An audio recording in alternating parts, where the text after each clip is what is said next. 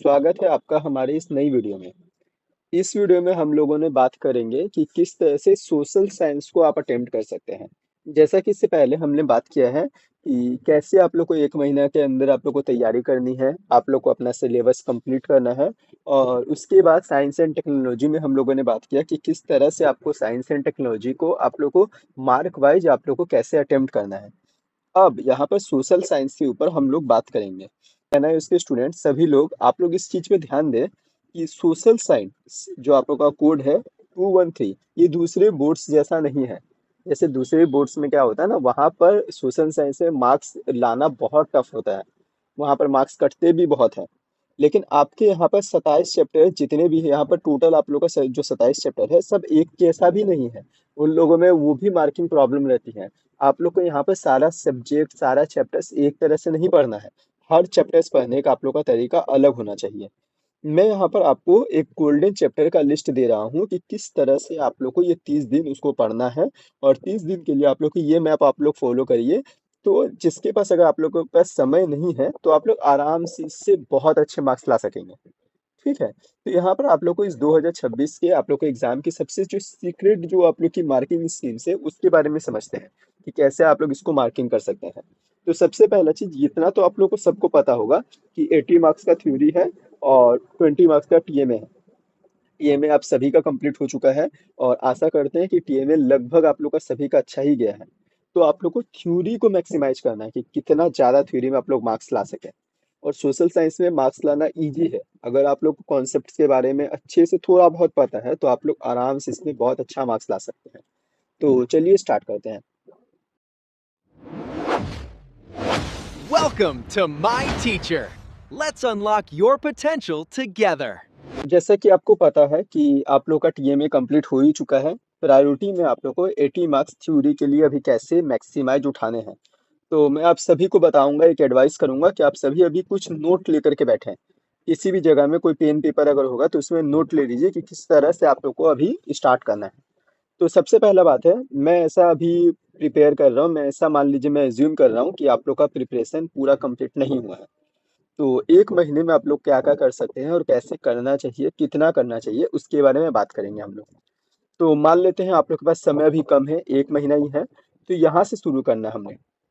तो ये 4 हिस्सा मैं आपको दे रहा हूँ जो लगभग आपके सिलेबस का, आपके पेपर का 60% कवर करेंगे। ये 4 चीज़ों पर आपको फोकस करनी है।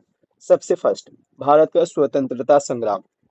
इसमें आप लोग को फैक्ट्स वाले सीधे सवाल के ऊपर फोकस करना है और ज़्यादा मार्क्स मिलेगी। मीन्स कोई विद्रोह हुआ है, 1857 का मान लीजिए विद्रोह हुआ है, चुआड़ विद्रोह हुआ है, मुंडा विद्रोह हुआ है, कब हुआ, कहाँ हुआ और किसने किया, किन्होंने लीड किया, ये चीज़ों के ऊपर आप लोगों को ध्यान देना है। उसके अंदर ज़्यादा डिटेल्स नहीं, बट जो फैक्ट्स है, जो ईस्वी है, ईस्वी अच्छे से याद रखनी है, जगह अच्छे से याद रखना है, किसने किया ये अच्छे से याद रखना है। ये क्या क्या पॉइंट्स हुआ, जैसे मान लीजिए कोई औद्योगिक क्रांति में क्या पॉइंट्स हुए, क्या क्या चीजें हुई थी, इंपॉर्टेंट कौन थे, प्रथम विश्व युद्ध का कारण क्या है, प्रथम विश्व युद्ध का जो सेकंड विश्व युद्ध स्टार्ट हुआ उसका क्या कारण थे, प्रथम विश्व युद्ध का परिणाम क्या हुए, संयुक्त राष्ट्र संघ बना उसका क्या काम था। ये सारी चीजों के ऊपर आप लोग को ध्यान देना है। ये सारी चीज फैक्ट्स वाले जितने सवाल आप जितने अच्छे से कवर करेंगे वो ज्यादा इंपॉर्टेंट है सोशल साइंस के लिए। आप लोग का ये चीज आप लोग को ध्यान देना है। उसके बाद सेकंड, में आप लोग को संवैधानिक मूल्य, कॉन्स्टिट्यूशन वैल्यूज, इसमें आप लोग को कुछ इंपॉर्टेंट टॉपिक्स है जैसे मौलिक अधिकार, मौलिक कर्तव्य। मौलिक अधिकार के ऊपर ज्यादा फोकस करिएगा, वो अच्छे से याद होना चाहिए आपको। मौलिक अधिकार और राष्ट्रपति और प्रधानमंत्री के रोल, इसके ऊपर आप लोग इस साल के लिए थोड़ा अच्छे से मेहनत करिए। अच्छे ये याद होना ही चाहिए, राष्ट्रपति और प्रधानमंत्री का रोल क्या है, राष्ट्रपति प्रधानमंत्री का कार्य क्या है, ये क्वेश्चंस पूछ सकता है इस बार। उसके बाद आप लोग प्राकृतिक संसाधन, नेचुरल रिसोर्सेस में आप लोग को, ज्योग्राफी में आप लोग इस साल के लिए एग्रीकल्चर और क्लाइमेट, ये हॉट टॉपिक्स हैं। तो इस चीज के ऊपर अच्छे से ध्यान रखिए, एग्रीकल्चर क्या है क्लाइमेट्स में, ये सब चीज के ऊपर। और इसका मैप, भी आपको फोकस करना है कि मैप आप लोगों को किस तरह से करना है। कोई भी ऐसा क्वेश्चन है, अगर मान लीजिए ज्योग्राफी में मेनली, अगर आप लोगों को कोई भी क्वेश्चन 2 मार्क्स से ऊपर का है या 2 मार्क्स का क्वेश्चन है, अगर उसका कोई डायग्राम है या कोई शेप है, पवन का कोई शेप है, कोई स्ट्रक्चर बन रहा है, तो स्ट्रक्चर आप लोग को बना करके आना है, वो पूछे या ना पूछे। किसी का कोई डायग्राम है, किसी का कोई चार्ट है, तो वो चार्ट में लिखना है, पॉइंट में लिखना है। आप लोग का मैक्सिमम हर किसी का ये आदत रहता है ना कि वो लोग साइंस में वो लोग मतलब साइंस और टेक्नोलॉजी की बात कर रहा हूँ, उसमें वो लोग ना पॉइंट वाइज लिखते हैं आंसर। लेकिन सोशल साइंस में पॉइंट वाइज नहीं लिखते, पैराग्राफ लिखते हैं। आप लोग ये गलती ना करें, क्वेश्चंस को अटेम्प्ट जब कर रहे हैं ना तो पॉइंट वाइज लिखें आंसर। अगर 3 मार्क्स का या 5 मार्क्स का अगर क्वेश्चन है, इसमें अगर आप लोग 3 या 5 पॉइंट लिखते हैं ना तो बहुत ज्यादा चांसेस है आप लोग को 3 या 5 मार्क्स लगभग पूरा मिल जाएंगे अगर सही है तो इसीलिए आप लोग पॉइंट्स के ऊपर लिखिए, कम लिखना होगा, टाइम बचेगा और मार्क्स बिल्कुल फिक्स रहता है। जितना सही लिखिएगा उतना मार्क्स कंप्लीट है वहां पर। तो इसीलिए पॉइंट्स वाले तरीका को आप लोग यूटिलाइज करिए। जो लॉन्ग क्वेश्चन है उसके लिए नहीं, जो 5 मार्क्स का क्वेश्चन है अगर उसमें पॉइंट हो पा रहा है तो बेस्ट है। अगर पॉइंट नहीं हो पा रहा है तो वहां पर डिस्क्रिप्टिव लिखिए। ये सारी चीज के ऊपर कोई ऐसा क्वेश्चन है, अगर मान लीजिए हिस्ट्री में जो क्वेश्चंस आप लोगों ने वो क्वेश्चन नहीं पढ़ा, वो चैप्टर पढ़ा है बट वो क्वेश्चंस याद नहीं आ रहे, तो उस क्वेश्चंस के जो रिलेटेड जो चीजें हैं आप लोग उसको लिखना स्टार्ट करिएगा ना, वो अपने आप आएगा, वो धीरे धीरे एग्जाम में बैठने से आप लिख लीजिएगा, उसमें प्रॉब्लम नहीं होती है। तो उसके बाद आप लोगों को क्या करना है, एग्रीकल्चर क्लाइमेट आप लोग जब कर लिए तो समकालीन चुनौतियां जैसे अर्थशास्त्र और आपदा प्रबंधन, डिजास्टर मैनेजमेंट, ये ना बहुत कॉमन सेंस वाले फ्री नंबर्स हैं। 3 मार्क्स के क्वेश्चन है, ये सब इजीली आप लोग कर लीजिएगा। सिर्फ ना इसको एक बार हल्का से रिवीजन कर लीजिएगा। डिजास्टर मैनेजमेंट जैसे बाढ़ आने से, बाढ़ क्यों आता है, बाढ़ आने से हमें क्या करना चाहिए, कोई भूकंप आ गया तो उस समय क्या करना चाहिए, आग लग गया तो क्या करनी चाहिए, ये सारी चीजें आपको पता है। अगर कभी भी कुछ ऐसा होगा तो आप लोग वही चीज करिएगा, उसको अच्छे से लिखना है सिर्फ। तो ये फ्री के क्वेश्चन है, लेकिन इसको इस टॉपिक को छोड़ना नहीं है, इसको एक बार रिवीजन कर लेना है, इसको रिवीजन में जरूर रखिएगा अपना। ये आप लोग को मार्क्स अच्छे से दिलाते हैं। तो इस टाइप से आप लोग को ना पेपर को ऐसे अटेम्प्ट में जाना है, इस तरह से अटेम्प्ट करना है, इस टाइप से आप लोग को पेपर को देखना है। ये आप लोग का प्रायोरिटी रहनी चाहिए। ये जब आप लोग का पूरा कंप्लीट हो गया उसके बाद आपका जो रेस्ट ऑफ द जो टॉपिक्स है, रेस्ट ऑफ द जो इंपॉर्टेंट क्वेश्चन है, आप लोग उसके तरफ जाओ। बट सबसे इंपॉर्टेंट पहले ये चीज आप लोग को कंप्लीट करनी है। अब इस स्लाइड में कुछ आप लोग को वीआईपी क्वेश्चंस की लिस्ट में दे रहा हूँ। जैसा कि आप सभी को पता है कि आईएनएस में ना सबसे ज्यादा कुछ रिपीटेड सवाल है जो बहुत बार पूछे गए हैं। ये क्वेश्चंस बहुत बार आप लोग के आते हैं। एनआईएस अपने लगभग 30 से 40% सवाल जो है वो रिपीट करता है। अलग अलग मार्क्स में, कोई दूसरे मार्क्स में पूछा है, इस साल किसी दूसरे मार्क्स में पूछ रहा है, बट क्वेश्चंस रिपीट होते हैं एनआईएस में। अगर आपने पिछले 3 सालों का अगर पेपर पूरा सॉल्व किया है, अप्रैल में और अक्टूबर में जितने भी आ रहे हैं वो सब अगर कंप्लीट आप लोगों ने किया है, तो आप 100% सेफ है। पास के लिए फिर आपको टेंशन लेने की जरूरत नहीं है, आप आराम से आप पास है ही। तो उसके बाद आप लोग को फालतू के जो फैक्ट्स रटने में टाइम बर्बाद नहीं करना है। सबसे पहले जो यहाँ पर वीआईपी जो क्वेश्चंस दिए हुए हैं आप इसके ऊपर फोकस करो। अगर आपको चाहिए तो इसका स्क्रीनशॉट ले सकते हो आप लोग। तो सबसे पहला चीज क्या है ना, इम्पैक्ट ऑफ द 1857 रिवॉल्ट्स, जो आप लोग का 1857 का जो क्रांति हुआ था, इसके इम्पैक्ट क्या थे, इसके बारे में थोड़ा डिटेल्स में पढ़िएगा। ये सारे चीज के ऊपर अच्छे से पढ़िएगा, ये सबसे क्वेश्चंस आते हैं, इंपॉर्टेंट है ये सारी चीजें। उसके बाद जो रिन्यूएबल जो एनर्जी है या नॉन रिन्यूएबल है उसके ऊपर आप लोग को देखना है। नवीनीकरण ऊर्जा और गैर नवीनीकरण संसाधन, ये सब में अंतर क्या है, अंतर पढ़िएगा तो आप लोग को इन सब का उदाहरण ये सब चीज में क्लियर हो जाएगी। चुनाव आयोग के कार्य क्या है, चुनाव आयोग के कार्य अभी ऐसे भी हॉट टॉपिक में चल रहा है, तो ये चीज आप लोग को इम्पोर्टेंट हो सकता है आने के लिए। सस्टेनेबल डेवलपमेंट, सतत विकास, इसको परिभाषित करो, ये भी क्वेश्चंस बहुत बार रिपीट हो रहे हैं। तो ये सब चीज के ऊपर आप लोग को ध्यान देना है। लास्ट 3 इयर्स का क्वेश्चंस को सॉल्व करें, अच्छे से सॉल्व करें। अगर आप लोग लास्ट 3 इयर्स का क्वेश्चन समझोगे तो आप लोग को खुद ही पता चल जाएगा कि कौन कौन सा क्वेश्चन इंपॉर्टेंट है और कौन कौन सा बार बार आप लोग का रिपीट हो रहा है। जो क्वेश्चंस बार बार रिपीट हो रहे हैं उसको अच्छे से आप लोग करके रखिए। वो अगर मान लीजिए 5 मार्क्स में पूछ रहे हैं, वो 3 मार्क्स में पूछ सकता है, 1 मार्क्स 2 मार्क्स में उसका क्वेश्चंस आ सकते हैं। तो इस टाइप के वो सारे क्वेश्चंस इंपॉर्टेंट है, वो टॉपिक्स इंपॉर्टेंट है। वो टॉपिक्स के ऊपर आप लोग का पूरा अच्छे से पकड़ रहना चाहिए, और एग्जाम में वो सारी चीजें ही ज्यादा आप लोग को हेल्प करती है।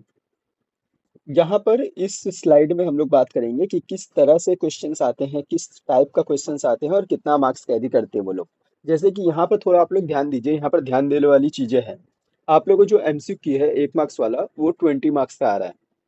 इसके बाद जो ऑब्जेक्टिव्स है 2 मार्क्स वाला, ये भी आप लोग शॉर्ट क्वेश्चंस में ले सकते हैं, ये 15 मार्क्स का है। फिर जो शॉर्ट और लॉन्ग क्वेश्चंस जो आप लोग का मेन आ रहा है कोर थ्योरी के ऊपर जो डिपेंडेंट है, इसके लिए आप लोग को पढ़ना ही होगा। बिना पढ़े आप इसको बहुत अच्छे से अटेम्प्ट नहीं कर पाओगे। 3 से लेकर 6 मार्क्स का ये आपका क्वेश्चंस आता है।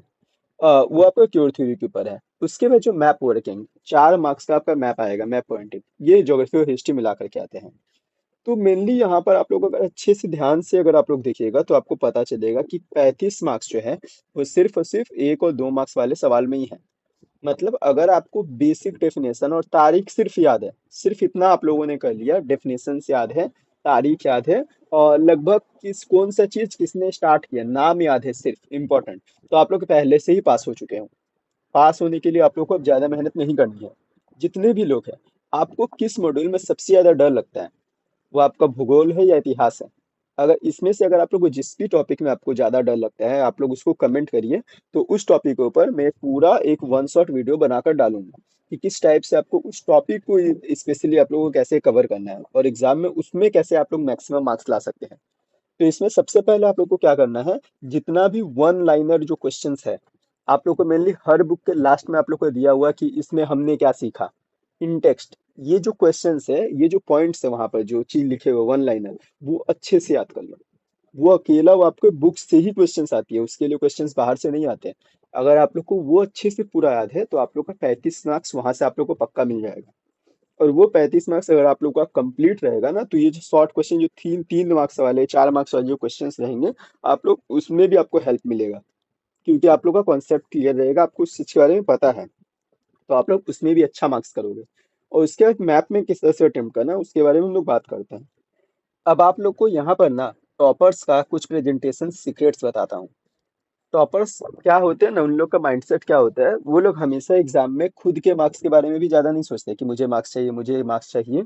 वो लोग ये भी सोचते हैं कि जो एग्जामिनर है, जो पेपर चेक करेगा, उस वो कैसे सोचेगा, वो किस जगह में मार्क्स देगा, वो किस हिसाब से वो पेपर चेक करेगा।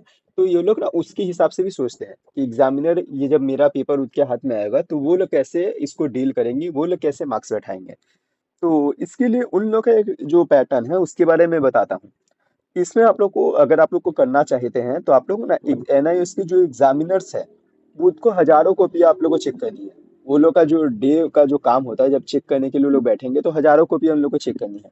तो इसमें आप लोग को क्या काम करना है, आप लोग को उनका काम आसान बनाना है कि वो लोग आराम से वो लोग का पेपर चेक कर सकें। इसके लिए कुछ रूल्स है। क्या रूल्स है? हर एक नंबर के लिए एक पॉइंट लिखना है आपको। अगर 6 नंबर का सवाल है तो 6 पॉइंट्स रहने चाहिए उसमें। पॉइंट वाइज लिखिए उसमें, पॉइंट वाइज लिखिएगा, मार्क्स इजीली मिलेंगे। उनके लिए भी इजी रहेगा, वो ज़्यादा टाइम नहीं डिपेंड करेगा, ज़्यादा चीज़ पढ़ेगा नहीं। पॉइंट से मार्क्स मिल गया, वहाँ पर कंप्लीट है। भूगोल के सवाल में अगर ना भी पूछा किसी भी चीज़ के लिए, अगर मैप के बारे में कोई भी चीज़ अगर नहीं भी पूछा है, तो भी एक रफ मैप उसका बनाना है। अगर कोई स्ट्रक्चर है, कोई स्ट्रक्चर के बारे में उसमें पूछा है, तो वो कैसे बनता है, किस तरह से दिखता है, अगर आपको पता है तो उसका एक रफ स्ट्रक्चर बनाना है। बहुत डिटेल्स में भी नहीं जानी है, बहुत ज़्यादा अच्छा ड्राइंग के बारे में भी नहीं देखनी है। सिर्फ सिंपल से एक ड्राइंग बनाना है और ड्राइंग बनाकर लेबलिंग सही से करनी है। ये आपका बोनस नंबर रहेगा। और इसमें क्या होगा ना, अगर आप लोग लिखने में कहीं पर थोड़ा बहुत गलती भी अगर रहेगा ना उसके आंसर में, तब भी आप लोग को कंप्लीट मार्क्स मिलता है। बिकॉज ज्योग्राफी में क्या चीज़ है वो, अब अगर आप लोग को किसी स्ट्रक्चर के बारे में पूछ रहा है, तो एग्जामिनर का देखने का सिर्फ ये पॉइंट रहता है कि आपको पता है कि नहीं कि वो कैसे दिखता है। तो अगर आप लिख रहे हो गलत या थोड़ा बहुत गलती हो गया, बट आप ड्राइंग सही बनाए हो, तो इसका उसका तो गोल कंप्लीट है ना। वो तो पता चल रहा है उसको कि आपको पता है कि वो दिखता कैसे है। तो यहाँ पर आपको मार्क्स पूरे मिलते हैं। उसके बाद जो तारीख है और नाम हो, इसको अंडरलाइन कर दें खुद से। खुद से आप उसको अंडरलाइन कर दें। हेडिंग्स के लिए आप लोग काला पेन का यूज करें और उत्तर लिखने के लिए आप लोग नीले पेन का यूज करें। आप लोग इस तरह से अपना जो क्वेश्चन है जो आप लोग लिख रहे हैं ना, वो पॉइंट वो उनके दिमाग में रहेगा कि हाँ ये इतने इतना इसने इतना सारा चीजें लिखा है। तो वो सारी चीजें रहती है, आप लोग खुद से जो जो आप लोग को लग रहा है कि वो पॉइंट्स उसके दिमाग में आना चाहिए कि मैंने वो लिखा है, अगर वो सही है, आप लोग कॉन्फिडेंट है, तो उसको अंडरलाइन कर दें। जो भी आप लोग का इंपॉर्टेंट डेट्स है, नेम है, उन सबको अंडरलाइन कर दें। जो भी आप लोग हेडिंग दे रहे हैं, जो पॉइंट्स जो टॉपिक दे रहे हैं, वो सारा ब्लैक पेन से लिखे और उसके अंदर वाला जो बॉडी है उसको ब्लू पेन से लिखे। यहाँ पर आप लोग को मार्क्स मैक्सिमम मिलेंगे, जो आप लोग याद करेंगे उसके लिए मैक्सिमम मार्क्स यहाँ से आप लोग को ग्रैब कर सकते हैं आप लोग। तो अभी सबसे पहले आपका स्टडी अप्रोच कैसे रहना चाहिए, आप लोग को कैसे पढ़ना चाहिए। तो सबसे पहला, पैनिक नहीं करना है कि एक महीना ही बचा हुआ है। आप लोगों को तो एग्जाम डेट दे ही दिया है, 30 अप्रैल को एग्जाम है। तो लगभग एक महीना के आसपास बचा हुआ है आपका। तो ऐसे पैनिक नहीं रहना है, बिल्कुल सिंपल मैं आपको जो तरीका बता रहा हूँ इस तरीका से अपना प्रिपरेशन करो, आराम से आपका बिल्कुल अच्छा ना मार्क्स से आप लोग पास होंगे। कोई इसके लिए आपको चिंता नहीं करनी है। तो आप लोग देखिए, सबसे सिंपल है, आप लोग के पास 4 वीक ही बचे हुए हैं। ठीक है, 4 वीक है, उसके बाद आप लोग का एग्जाम है। तो आप लोग इसको 4 भागों में पहले बांट लीजिए। जो पहला पार्ट है, पहला जो है वीक है, इसको आप लोग रखिए हिस्ट्री के लिए, इतिहास के लिए। यहाँ पर भी आप लोग को क्या करना है ना, एंशियंट टू मॉडर्न इस टाइप से पढ़ना है। वापस पढ़ते वक्त आप लोग को पैटर्न याद रखना है कि एमसीक्यूज में ज्यादा ध्यान देनी है। एमसीक्यू, नाम, और कौन सा चीज कब हुआ था, जो क्वेश्चंस मैंने वहां पर बताया है, जैसे 1857, उसके ऊपर आपको ध्यान देना है। First world war, second world war, ये सब चीज के ऊपर ध्यान देनी है। ये सारे क्वेश्चंस हाई मार्किंग क्वेश्चंस है, और कंप्लीट मतलब कि कंफर्म है, ये सबसे क्वेश्चंस आते हैं। ये सारे चीज के ऊपर आप लोग को ध्यान देना है। उसके बाद आप लोग को ज्योग्राफी, सेकंड वीक में ज्योग्राफी, मैप में और रिसोर्सेस में। तो ज्योग्राफी में मैंने बताया, ज्योग्राफी में आपको डायग्रामेटिक जो क्वेश्चंस है, जब भी आप उसको पढ़ रहे हो उसका डायग्राम रफली बना लो, और उसमें लेबल सही से करना, लेबल में मार्क्स होता है। एग्जाम में लेवल से अच्छे से मार्क्स दिलाएगा आपको। और यहाँ पर थोड़ा मैप को भी आप लोग को अच्छे से देखना है। ठीक है, ये सारी चीजें हुई। उसके बाद जो आप लोग का पॉलिटिकल साइंस और इकोनॉमिक्स, पॉलिटिकल साइंस और इकोनॉमिक्स आप लोग थर्ड में देखिए। तो इसमें भी आप लोग को मौलिक कर्तव्य, मौलिक अधिकार, ये सारी चीजें, संविधान में कौन सा पोर्शन कहाँ से लाया गया है, कौन कौन लोग उसमें मिले थे, राष्ट्रपति, प्रधानमंत्री, इंपॉर्टेंट टॉपिक्स है, ये सब चीज के बारे में आप लोग को पढ़ना है। ये सारा चीज अच्छे से याद होना चाहिए। और जो लास्ट वीक है, इसको आप लोग को सैंपल पेपर्स और फाइनल रिवीजन के लिए रखना चाहिए। अगर मान लीजिए फर्स्ट वीक में अगर हिस्ट्री में कोई चीज अगर कंप्लीट नहीं होता है, आप लोग ना डेली इस चीज को ट्रैक करो। जैसे हिस्ट्री अगर मान लीजिए 7 दिन आप लोग दे रहे हो, तो 7 दिन ना दे करके ना आप लोग को 5 दिन में इसको कंप्लीट करना है। आप इस तरह से माइंडसेट बनाओ। आप लोग को रूटीन हमेशा 5 5 दिन का ही बनाना है हर चीज के लिए। आप जब 5 दिन बनाए, तो बाकी का जो 2 दिन है वो उसी वीक का रिवीजन में यूज करो। या फिर कोई अगर टॉपिक कोई अगर बच गया है, या कोई ऐसा टॉपिक है जो आपको लग रहा है इंपॉर्टेंट है या प्रैक्टिस करना है, उसको उस समय करो। लेकिन आप लोग को 5 5 दिन का ही यहाँ पे सेट बनाना है। तो इससे क्या होगा, जो लास्ट फाइनल रिवीजन करोगे वो प्रॉपर रिवीजन हो पाएगा। क्योंकि उससे पहले आप लोगों ने हर वीक में लगभग 2 बार रिवीजन कर चुके हैं। एक बार उसको अच्छे से पढ़े हैं, और 2 बार रिवीजन किया, मतलब 3 बार रिवीजन पहले हो चुका है। और लास्ट में जब आप लोग फाइनल रिवीजन करोगे ना, वो आप लोग को कॉन्फिडेंस बूस्ट करेगा एग्जाम से पहले। उस समय आप लोग को मैक्सिमम सैंपल पेपर सॉल्व करना है। और इसका भी एक तरीका होता है, आप जब भी कोई पेपर सॉल्व कर रहे हो, तो इसमें क्या करना है, 2 3 पेपर सॉल्व किए, उसके बाद एक दिन अच्छे से बैठे उसको पूरा एनालाइज किए। कौन सा क्वेश्चंस मेरा बार बार गलती हो रहा है, कौन सा टॉपिक में मैं बार बार फंस रहा हूँ, कौन सा टॉपिक नहीं आ रहा है मुझे, तो उस टॉपिक के ऊपर आप लोग को रिवीजन करनी है फिर वापस। तो आप लोग का इसमें अप्रोच इस तरह से रहना चाहिए कि जैसे मान लीजिए 3 पेपर आपने दिया, 3 टेस्ट दिया, तो 3 टेस्ट देने के बाद अगले दिन उसको बैठो लेकर के। तो उसमें आप लोग दिखा कि कौन सा टॉपिक है जिसका क्वेश्चन तीनों में छूट रहा है, बार बार छूट रहा है, आप लोग उसको अच्छे से नहीं पढ़ रहे हो, उस चीज को लेकर के आप लोग को रिवीजन करना है पर फाइनल रिवीजन में। तो इससे क्या होगा, आप लोग ना मार्क्स वाइज आप लोग यहाँ पर प्रिपरेशन करोगे, और कैसे एग्जाम को आप लोग को टैकल करना है, कौन सा क्वेश्चन कब अटेम्प्ट करना है, कितने मार्क्स का पेपर अटेम्प्ट करना है। मतलब देखिए, क्वेश्चन तो कोई नहीं छोड़ना है, सारा ही अटेम्प्ट करना है। बट कब किस सीरीज में अटेम्प्ट करना है, कौन सा क्वेश्चन पहले करेंगे कौन सा बाद में, वो सारी चीज उस समय ध्यान देनी है। एग्जाम अटेम्प्ट करते हो तो आप लोग याद रखिएगा ना, बहुत लोग इस तरह से मिसकॉन्सेप्ट रखते हैं कि नहीं हम लोग को फर्स्ट क्वेश्चन पहले करना है, सेकंड क्वेश्चन बाद में करना है। ऐसा जरूरी नहीं है। अगर आप लोग को लास्ट क्वेश्चन अगर पहले आ रहा है, तो आप लोग उसको लिख सकते हैं, लेकिन क्वेश्चन नंबर अच्छे से दीजिएगा, ताकि एग्जामिनर को वो प्रॉब्लम ना हो। लेकिन हाँ, अगर मान लीजिए उसको अगर अच्छा से करना है ना, तो आप लोग ये कर सकते हैं। अगर जैसे एमसीक्यू से, तो उसके लिए आप लोग को पता है 1 से 1.5 पेज लगेगा। आप लोग उसको छोड़ करके आप लोग उसके बाद से क्वेश्चन आंसर लिखने स्टार्ट किए। एमसीक्यू में जो जो क्वेश्चन आ रहा है वो सब आपने लिख लिया, जो क्वेश्चन में थोड़ा डाउट हो रहा है उसके लिए जगह छोड़ दिए।